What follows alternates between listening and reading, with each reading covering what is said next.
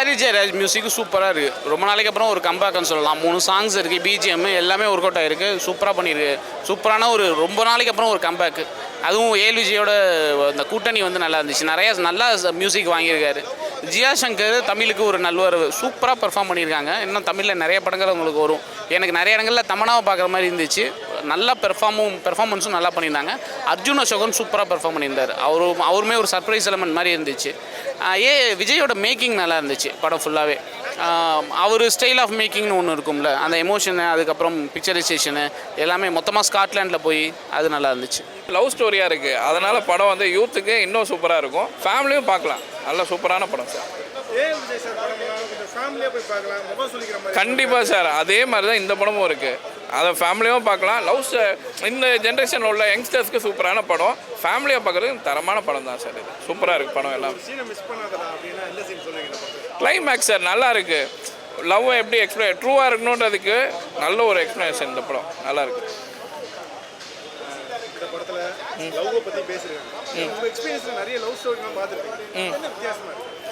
இதில் வித்தியாசமாக இருக்கிறது பார்த்தீங்கன்னா ஃபஸ்ட் ஹாஃபில் பார்த்தீங்கன்னா ஹீரோயின் மெமரி லாஸ் ஆகிடும்.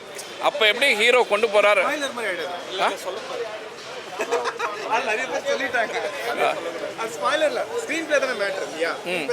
ஸ்க்ரீன் பிளே நல்லா இருக்குது சார். உண்மையாக படம் ஏஎல் விஜய் சார் சூப்பராக பண்ணியிருக்காரு. வந்து பாருங்கள், கண்டிப்பாக வந்து பார்க்குற ஒரு இவங்களுக்கு சூப்பராக இருக்கும்.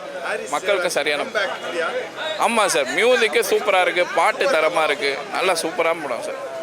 லவ் ஸ்டோரி நல்லா இப்போ உள்ள ஜென்ரேஷனுக்கு ஏற்ற ஒரு நல்ல படம் சார். அது ஃபேமிலியாக பார்க்குறதுக்கு பார்க்கலாம். கண்டிப்பாக வந்து பாருங்கள். இந்த வீக்கெண்டுக்கு ஒரு நல்ல படமாக இருக்கும். அவர் காமெடி சொல்லவே வேண்டாம் சார். நல்லா வந்து டைமிங்கில் காமெடி பண்ணுறவர் அவர். அதே காமெடி சீன்ஸ் இதுலேயும் இருக்குது. அதனால் கண்டிப்பாக பார்க்கக்கூடிய படம். என்னடா இது ஒரு புதுவிதமான ஒரு டைட்டிலாக இருக்குது அப்படின்ற ரீதியில் தான் நானும் உள்ளே வந்தேன்.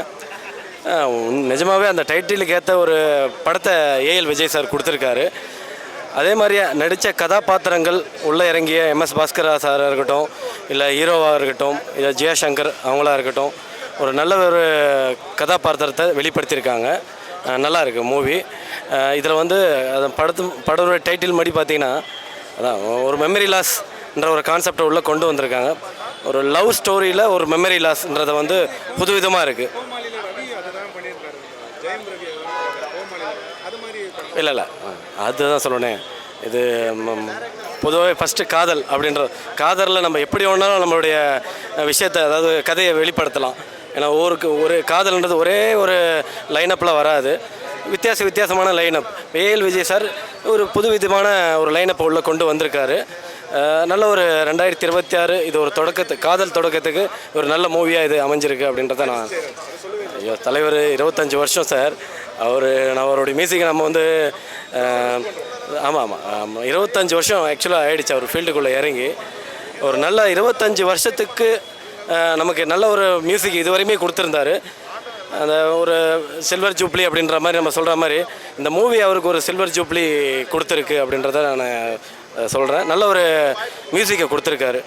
கண்டிப்பாக அவருடைய மியூசிக்கு, இந்த கதை, சாருடைய டைரக்ஷன், ஹீரோவுடைய ஆக்டிங்கு எல்லாமே நல்ல விதமாக அமைஞ்சிருக்கு.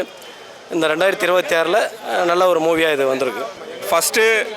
ஃபஸ்ட்டு இப்போ பார்த்தீங்கன்னா இப்போ வர தமிழ் சினிமாவில் அது இப்போ கம்மிங்காக வர படத்தெல்லாம் பார்த்திங்கன்னா ஃபேமிலி ஆடியன்ஸோடு வர முடியாது.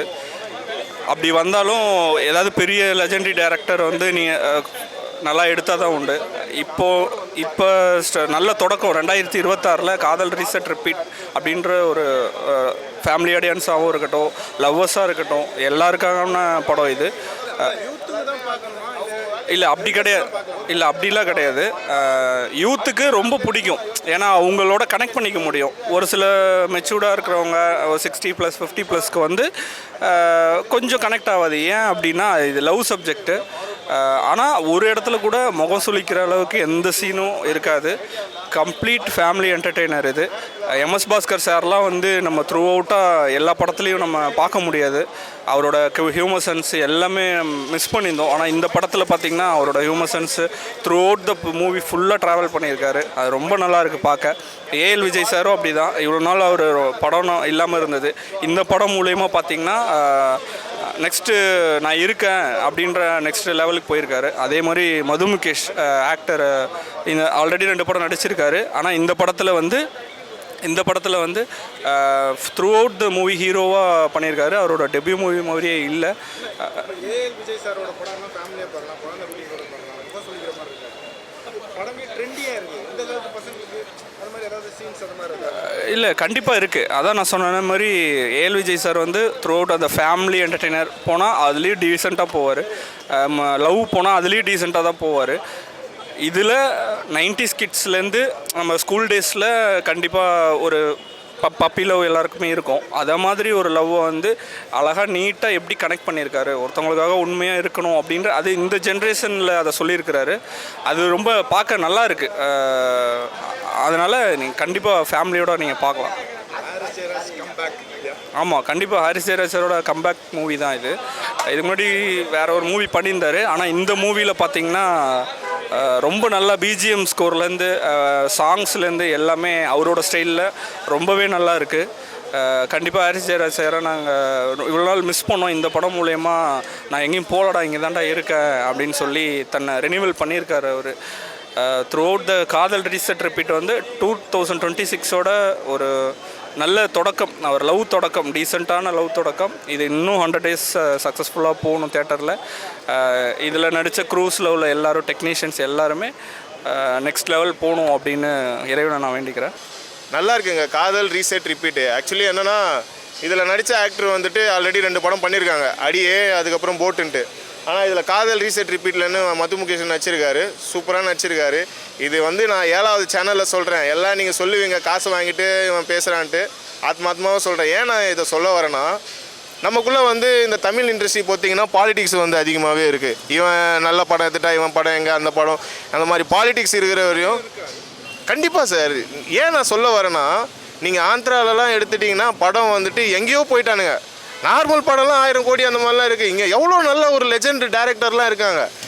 ஒரு நல்ல படம் எடுத்து அந்த 1000 கோடி இதெல்லாம் அடிக்க முடியல. ஏன் இத்தனை வருஷமாக ஏன் அடிக்க முடியல? அதுதான் என்னுடைய கொஸ்டினு. ஸோ 1000 கோடி அடிக்கிறது பெரிய விஷயம் இல்லை. ஆனால் ஒரு டேரக்டர் எடுக்கிற கதைக்கும் வந்து எல்லாரும் அதை கேட்டுட்டு நல்ல ஒரு படமாக கொடுங்கன்ட்டு தான் பாருங்கள். அது பார்க்காமையே யாரோ 2-3 பேர் சொல்கிற ரிவ்யூ கேட்டுட்டு ப்ரொடியூசர் முதற்கொண்டு ஆக்டர், மியூசிக் டைரக்டர் எல்லாருக்கும் வந்துட்டு அவங்களுக்கு ஒரு கெட்ட பேர் உருவாக்குறீங்க. அந்த மாதிரி உருவாக்க வேணாம் தான் நான் தமிழ்நாடு மக்கள் இல்லை எல்லாருக்கிட்டையும் நான் கேட்குறது அது ஒன்று மட்டும்தான். ஸோ இது வந்து 2026 ஒரு நல்ல ஒரு படம். இது காதல் ரீசெட் ரிப்பீட்டு சூப்பராக இருக்குது. ஹாரி ஜெயராஜும் சரி, அவங்க கம்பேக் தான் சார், கம்பேக் தான். நல்ல ஒரு படம், எல்லோரும் வந்து பாருங்கள். இப்போ நான் பேசுகிறது இந்த சேனல், ஏன்னா நான் 4-5 சேனலில் பேசிட்டேன். எப்படியும் இந்த வீடியோ வந்துன்னா இவன் எல்லாமே ஒரே மாதிரி சொல்லியிருக்கான். நான் பார்த்ததுனால சொல்கிறேன். எல்லாம் வந்து பாருங்கள், நல்ல படம், அருமையான படம், எல்லாருக்குமே கனெக்ட் ஆகும். Thank you bro. படம் நல்லா இருந்தது ப்ரோ. சினிமாட்டோகிராஃபி, சாங்ஸு எல்லாமே நல்லா இருந்தது. Actually it was a decent take. இது என்னமோ டைட்டிலே ஒரு மாதிரி ட்ரெண்டியாக இருக்குது, ஆனால் கொஞ்சம் யூத்துக்கு மட்டுமே பார்க்குற மாதிரி இருக்குது. அப்படியா ப்ரோ? இது ட்ரெண்டி யூத் ப்ரோ. இது குடும்பங்கள்லாம் சேர்ந்து வந்து பார்க்குற மாதிரி தான். It's a feel good film bro. கண்டிப்பாக வந்து பார்க்கலாம், எல்லாருமே எக்ஸ்பீரியன்ஸ் பண்ணலாம். பொருத்தம் இல்லாத ஒரு ஸ்டோரி மாதிரி இருக்கும். இல்லை ப்ரோ, டைட்டிலுக்கு பக்காவாக இருக்கே, செட் ஆகுது ப்ரோ. இது ஒவ்வொரு வாட்டி ரீசெட் ஆகிறது தான் கடை. நீங்கள் வந்து பார்த்தா தெரியும். நான் உங்களுக்கு ஸ்பாயில்லாம் பண்ண விரும்பலை. இதுக்கு மேலே கேட்டிங்கன்னா நான் மறந்துட்டேன்னு சொல்லிடுவேன் ப்ரோ. இது மறக்கிறதுனால என்னெல்லாம் பிரச்சனை வருது, அதுக்கு மேலே என்னெல்லாம் பண்ணலாம் அப்படிங்கிறது தான்.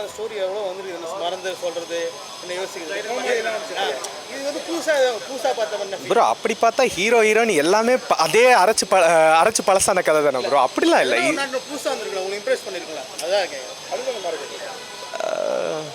ப்ரோ. இது எப்படி சொல்கிறதுன்னு தெரியலையே. ஒருத்தர் அவ்வளோ எஃபர்ட் போட முடியுமா மறந்ததுக்கு அப்புறமும் அப்படிங்கிறத வந்து இங்கே இதில் தெரிஞ்சுது ப்ரோ. அது நல்லா இருந்தது ஆக்சுவலி. ஹாரிஸ் ஜெயராஜ் சொல்லவா ப்ரோ வேணும். அவர் கலக்கிட்டாரு, ஸ்பாட்ஸும் கலக்கிட்டாங்க, சாங்ஸ்லாம் நல்லா இருந்தது ப்ரோ. அதான் எங்கே போனார் எனக்கெல்லாம் அவர் போன மாதிரியே ஞாபகம் இல்லை ப்ரோ. நான் மறந்துட்டேன் அதெல்லாம். ஓகேங்களா, இதுதான் ப்ரோ. நல்லா இருந்தது ஆக்சுவலி. அவர் சூப்பராக எடுத்திருந்தார். எல்லா பாட்டுமே நல்லா இருந்தது, பேக்ரவுண்ட் நல்லா இருந்தது, சினிமாட்டோகிராஃபி நல்லா இருந்தது, எல்லாமே நல்லா இருந்தது. படத்தோட தலைப்பில் தான் கதையே, காதல் ரிசர்ட் ரிப்பீட்டு. பட் ஆனால் வந்து அதே தான் வந்து ஸ்டோரியே ஹெட்லைன்லேயே கொடுத்துட்டாப்புல. அது என்னென்னா ஆமாம் சஸ்பென்ஸ் இருக்குது. பட் ஆனால் வந்து எப்படி சொல்கிறது, நமக்கு வந்து தெரியும், ஹீரோயினுக்கு தெரியாது. அதான் சஸ்பென்ஸ். ஹீரோயின் வந்து எப்படி சொல்கிறது எல்லாத்தையும் மறந்துடுவாங்க. ஐ மீன் அது ரிப்பீட் ஆகிட்டே இருக்கும் அவங்க மறக்கிறது, மெமரி லாஸ். ஹீரோ வந்து அவரோட லவ் ஷோ பண்ணிட்டே இருப்பார், அவ்வளோதான். கோமாளி படம் வந்து ஃபுல் கோமா வரும், மறந்து விடுவாங்க. இது வந்து டே பை டே வருது இல்லை, அதனால இது வந்து கண்டினியூஸ் லூப், கண்டினியூஸாக வருதுனால இது வந்து இதாகுது. கோமாளி படத்தில் வந்து அவர் கோமாவில் இருப்பார், அவங்கள சுற்றி எல்லாமே வந்து இதாகும்ல. இதில் வந்து எப்படி சொல்லுது, heroine day by day update ஆகிட்டே இருக்காங்களா, அடுத்த நாள் நடக்கிறது. ஸோ அதனால இது வேற மாதிரி ஸ்கிரிப்ட் தான். இந்த படத்தில் ஏஎல் விஜய் சாரோட டைரக்ஷன், அவர் படம்னாவே கொஞ்சம் ஃபேமிலியாக போய் பார்க்கலாம். இந்த படத்தோட தலைப்பே கொஞ்சம் இல்லை யூத்தாக இருந்தாலுமே ஃபேமிலி கனெக்ட் ஆகுது. எம்எஸ் பாஸ்கர் சார் இருக்கார், மற்ற கேரக்டர்ஸ்லாம் நல்லா தான், கேஷ் அண்ட் கிரோ நல்லா இருக்கு. பட் ஆனால் ஹீரோ வந்து ரொம்ப இன்ட்ரோவர்ட்டாக இருக்கார், இன்னும் கொஞ்சம் இது பண்ணியிருக்கலாம். சுற்றி இருக்கிறவங்க நல்லா பெர்ஃபார்ம் பண்ணுறதுனால அப்படி தோணுது.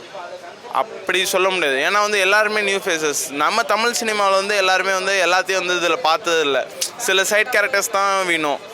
மெயின் கேரக்டர்ஸ் வந்து இதில் பார்த்தது இல்லைன்றதுனால இட் டேக்ஸ் டைமில், எவ்ரி திங் டேக்ஸ் டைம். எல்லாருமே ஃபஸ்ட்டு படம் வந்து ஹிட் ஆகிடாதில்ல, ஸோ இட் டேக்ஸ் டைம். இந்த படம் வந்து ஒரு Harris Jayaraj comeback.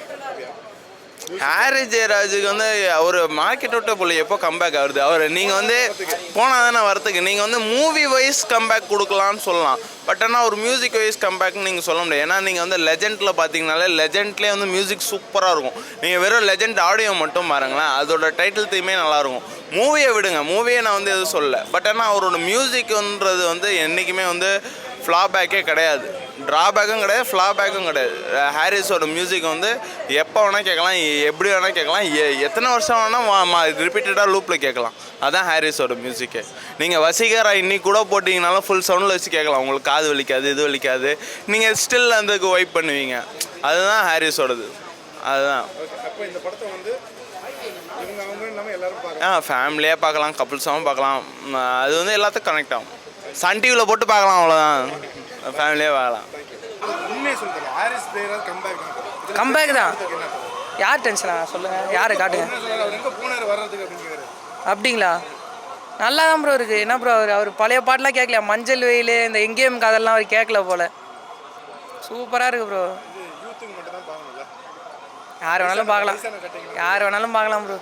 Family entertain. இப்போது ஒரு வீட்டில் போர் அடிக்குது, படம் ஏதாவது போனால் இங்கே இது வந்து பார்த்தா ஓகே, ஓரளவுக்கு ஃபுல்ஃபில்லாக இருக்குது. ஏதாவது பேர் வைக்கணும்னு பேர் வச்சுருக்காங்க, இல்லை பொருத்தமாக தான் இருக்காங்க. அந்த ஏற்ற மாதிரி தான் இருக்குது, பொருத்தமாக தான் இருக்குது. இல்லை முழுக்க ஃபேமிலி என்டர்டெய்னர் தான் இது. அடல்ட் கண்டென்ட்லாம் எதுவுமே இல்லை. நிறைய தமிழ் இந்த மாதிரி படம் பார்த்துருப்பீங்க, இது வரைக்கும் சொல்லாத கதையே இல்லை. ஆமாம், என்ன வித்தியாசமாக இது வித்தியாசமாக அதான் ப்ரோ. ஒரு மெமரி லாஸ் பேஷண்ட்டை, ஆக்சுவலி அவங்க ஃபஸ்ட்டு லவ் பண்ணிட்டுருப்பாங்க.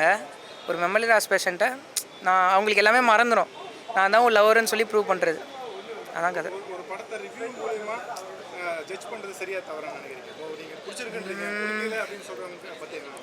பிடிக்கலன்னு சொல்கிறவங்களுக்கு பொறுத்த வரைக்கும் படம் பார்த்தா புரியும் ப்ரோ.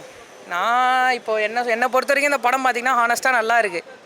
நான் எந்த ஒரு பேமெண்ட்டாக நான் வாங்கலை, உண்மையாக நல்லா இருக்குது படம். வந்து பார்த்துட்டு நீங்களும் வந்து சொல்லுங்கள், ரிவ்யூ சொல்லுங்கள் கண்டிப்பாக. யாருக்கலாமா, இந்த சிங்கிள் பசங்க, இந்த ஒரு ஒன் சைடு லவ், இந்த பிரேக்கப் ஆனவனுங்க, அப்புறம் ஆள் தான் இந்த பொண்ணு பின்னாடியே சுற்றுவானுங்களே, இந்த ப்ளே பாய் 5 அவனுங்களுக்கெல்லாம் அப்படியே ஓரளவு சிங்க் ஆகும்னு நினைக்கிறேன். கப்புள்ஸுக்கு கொஞ்சம் சிங்க் ஆகும், அந்த லவ் சீனு, அந்த பின்னாடி சுற்றுற சீனு, அந்த பையன் அப்படியே பின்னாடி வருது, பொண்ணு அப்படியே முன்னாடி போகிறது, திரும்பி பார்க்குறது, அந்த சீன்லாம் அவங்களுக்கு ரிலேட் ஆகும், அவ்வளோதான்.